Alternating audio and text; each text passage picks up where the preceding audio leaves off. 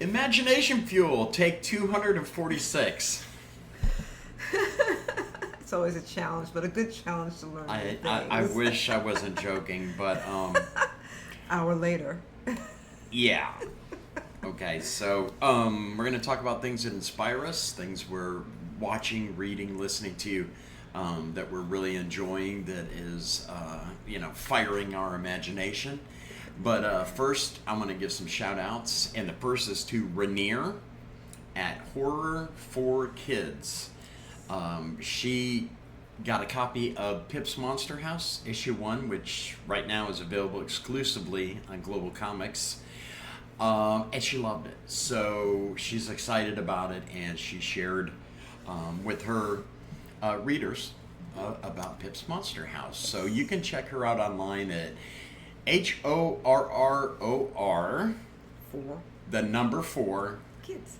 Kids, KIDS. And we'll put links to all of the stuff that we talk about in the description below. So. We will, yeah. She's on all the socials, and she's a really, really nice lady. Yes. So, also, I wanted to give a shout out to Monster Forge Productions, and that's Shannon Eric Denton, my old buddy, since his time being an editor at Wildstorm, and John Saboins, amazing artist. They had a campaign on YouTube. YouTube.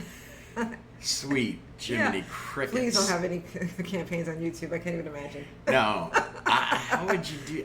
anyways, on Kickstarter, and it was funded. It, exploded. Yes. So, congratulations, Shannon, and John, and the whole crew there at Monster Forge Productions. They have some cool stuff coming out. I'll put a link to their site in the description. Mm-hmm. Okay, let's talk about inspiration. Did everyone have a great April Fool's Day? I hope so. And we were talking about that earlier on the, 64th, recording number 62, I think, about the movie April Fool's Day, which it's awesome. It really is. I watched it when I was a teenager, and it scared the boop boop out of me. And then I got to the end of the movie, and I was so mad at myself for being scared. It was like, really? But it's amazing. So if you haven't seen April Fool's Day, go see it. It's probably streaming somewhere on one of those channels. I'm sure it is. It's older, from the 80s, right? Yeah, it's from the 80s. Yeah, it's streaming somewhere. I'm sure you can catch it. And it's an incredible movie. So what is inspiring you, my dear? Well, funny you should ask. For the 64th time. Yeah, I know. Just act surprised. I know. I'm halfway through Murderland from Caroline Fraser, and I wouldn't say I was inspired by serial killers, but I was inspired by the way Caroline Fraser melds all of their lives together. It seems that all of these serial killers that happened during the 70s and 80s into the 90s, all of their paths at some point cross in Tacoma, Washington, be it on the freeway, in the Parks and Recreation, in the woods, in the town.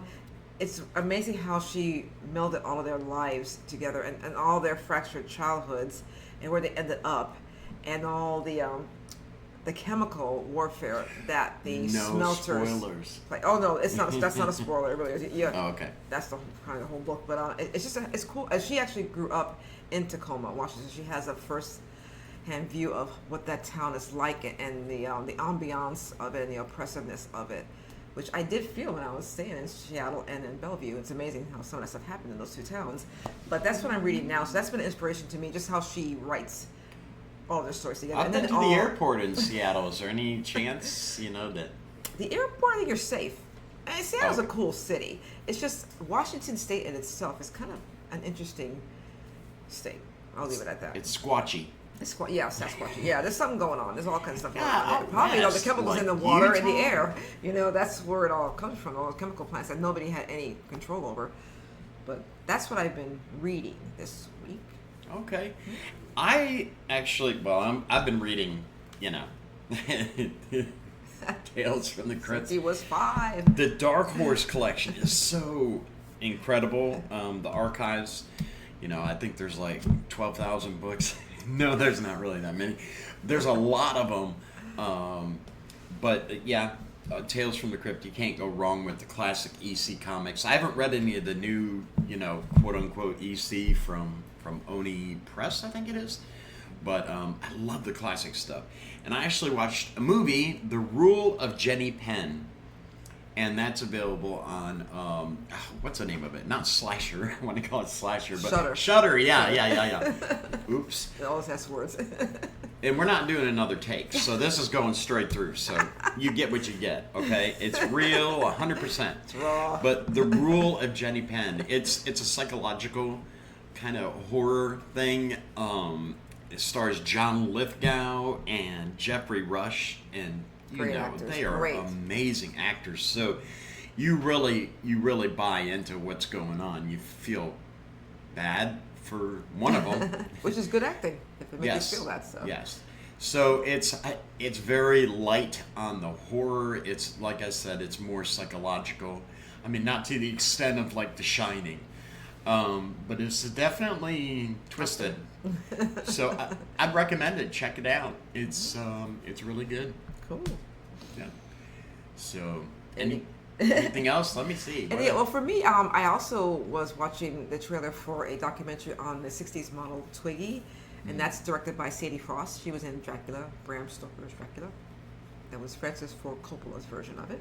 She was Lucy. It's good. And she's a great director. And Twiggy was one of the first models back in the 60s that broke the modeling mold. She was very small and very skinny, and she had the short hair, and she kind of broke the mold for how models would be perceived from then on. They did not all have to be 6 feet and look the same. So the way Kate Moss changed that for models in the 90s, and I'm a huge fan of the supermodel era, so that's where I grew up in. Yeah, me too. No, I'm just kidding. For all different reasons. Yeah. No.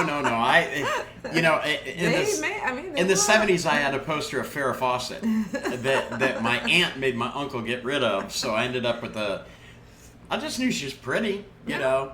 Yeah, but yeah. So that's, I really grew up watching that. Extent. Getting Vogue with 17 magazine. When they actually have real models on the covers, not celebrities.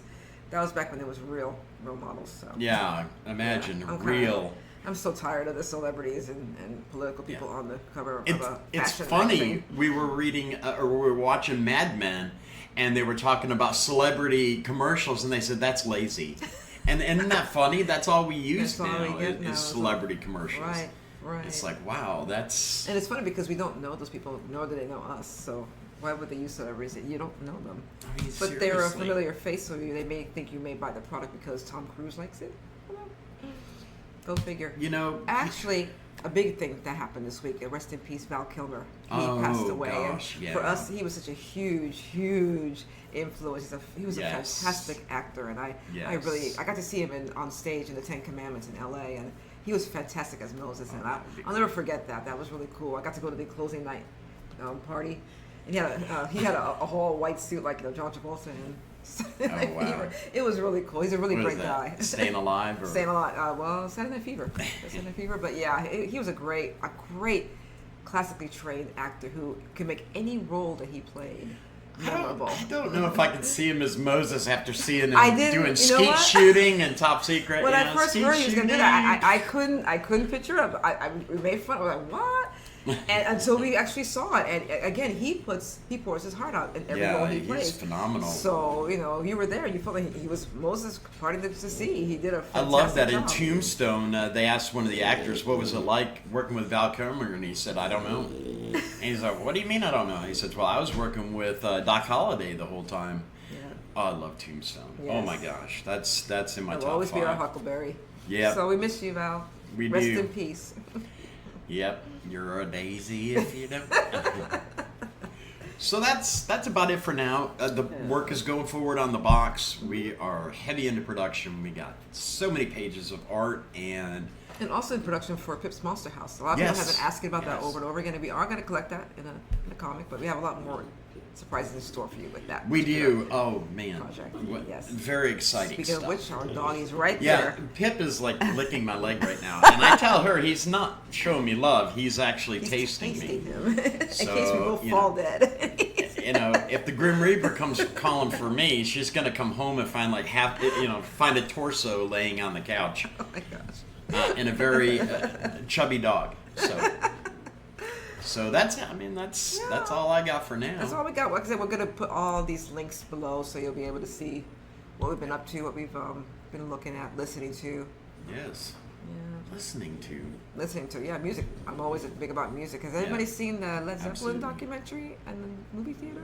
I haven't seen it yet, but I would love to see it. Yes, that would be something really cool to see. So maybe next time we talk, I would have seen it. So go watch Jenny Penn.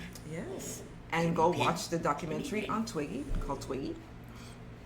Yeah. I want to puppet now after watching Jenny Penn. You'll understand what I'm talking about when you see it. I hope all of you have a fantastic week. Yes. Well, remember, you never know when they'll be watching this. Oh, yeah, that's true. Have a fantastic life. Live long and prosper. And talk to you soon. over and out. Bye for now. Bye.